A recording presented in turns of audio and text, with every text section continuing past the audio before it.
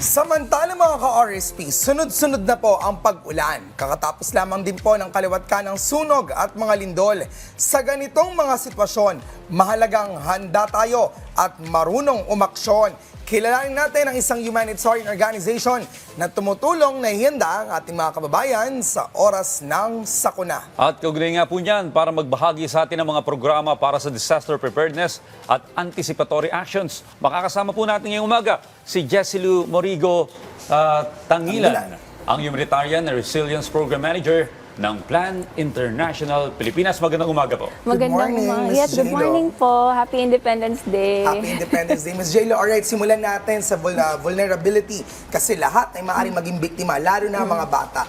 How do they paano ba naging or gaano ka-vulnerable, specifically ang mga bata when it comes to disasters like this? Yes po.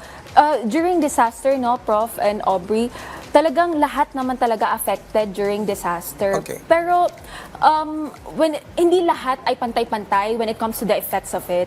So para sa mga bata, especially sa mga younger girls, no, nagiging complicated yung situation nila. And that's because of their gender and age. We at the Plan International, we conducted a study, and that's called the Real Lives and Real Choices study, no? And it says there na adolescent girls are at most risk when it comes to disaster. Okay. And maybe, una, no, children are very small and weak. So, they have the difficulty to protect themselves and escape from danger. So kaya they're very prone to abuse, harassment, and especially in crowded areas like evacuation centers.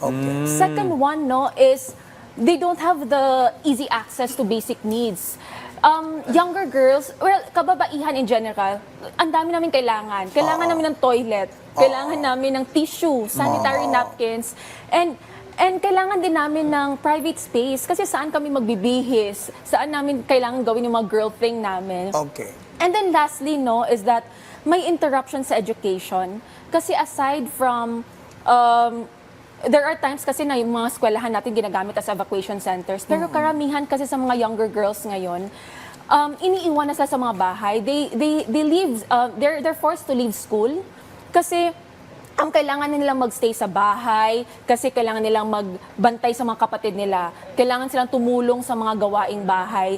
So, it leads to a cycle of poverty kasi nawawala sila sa edukasyon nila, hindi sila nakakapagtapos ng pag-aaral. So research-based naman yung pagkakuha natin ng data dyan. That Yes, talaga. we're really studying this. And then dahil sa may lack of education, nagkakaroon po sila hindi sila magkakaroon ng yung employment opportunities.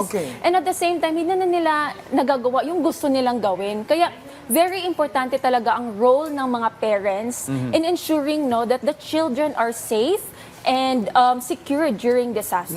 Lalo ang mga batang babae. Yes. Well, nasabi mo nga, importante yung role ng mga parents. Pero every year, kapag parating na yung mga bagyo o yung tag-ulan, yun naman yung oras ng pasukan ng mga bata. Oo nga. So, paano magagabayan ng mga magulang yung kanilang mga anak para maging ligtas tuwing ganitong panahon? Ang daming pwedeng gawin, pero as a parent siguro, first, they have to understand, they have to know the information. Ang dami na pong mga information sa Facebook, sa social media, DOST Pag-asa regularly updates weather information to us, The second one is, they have to teach their children some basic emergency practice, So una po, kailangan nilang i-inform yung mga bata kung sino yung tatawagan nila. Mga emergency contact numbers. The second one is they have to also discuss this within the family. Ewan ko lang sa bahay ninyo kung nagde-discuss kayo, pero dapat alam ng mga bata saan kayo pupunta kung magkaroon man ng disaster, magkaroon ng evacuation, saan tayo magkita-kita. Because usually, nawawala yung mga bata na separate sa mga parents nila. But so kailangan nilang ma-inform kung saan pupunta. And then, siguro lastly, they have to be involved. Alam kong busy ang lahat, but they have to be involved. When I say involved, they have to join mga simulation drills. They have to also join mga meetings in terms of disaster preparedness. Kasi this is where they could get information. And hindi naman ginagawa ang simulation drills just for the sake of compliance. No? Ginagawa natin to para ma-practice yung mga tao at correct. doon talaga malalaman nila yung information about disaster preparedness. Lalo't prone tayo sa disaster. It's a Exactly matter po. of mitigation and adaptation, Yes di ba? po. Pero kayo, your organization is Plan International Pilipinas. What do you do on these kinds of situations? Yes, so at the country level, at our country office level, Okay. we have this so-called ready to respond protocol. So lahat ng mga units or offices ng Plan International ay may checklist yan. At yun yung mga tinitingnan namin para ma-ensure na prepared ang isang office para to respond during disaster. And then, meron din kaming tinatawag na capacity building sessions, no? Wow, So, okay.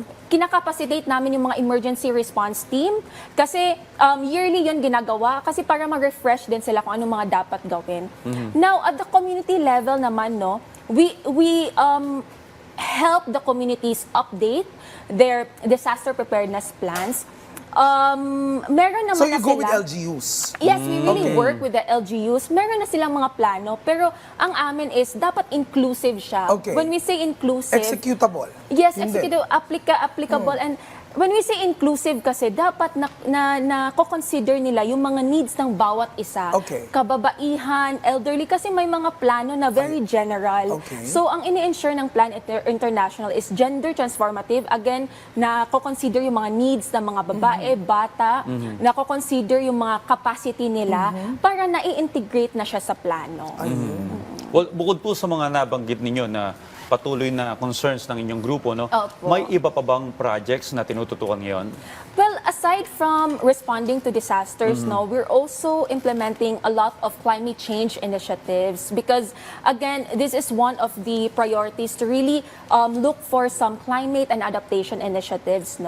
And then aside from that, we also do a lot of advocacy strategies because, again, our goal is more on giving the voices of children to, ensure na na-empower talaga sila. Because meron na kaming kasabihan, we will never stop until everyone is equal. Ayun. On that note, maraming salamat, J-Lo, sa mga ibinahagi mo sa aming tips at programa ng Plan International Pilipinas. Muli, ati po nakapanayam, si Ms. Jessie Morigo Tangilan.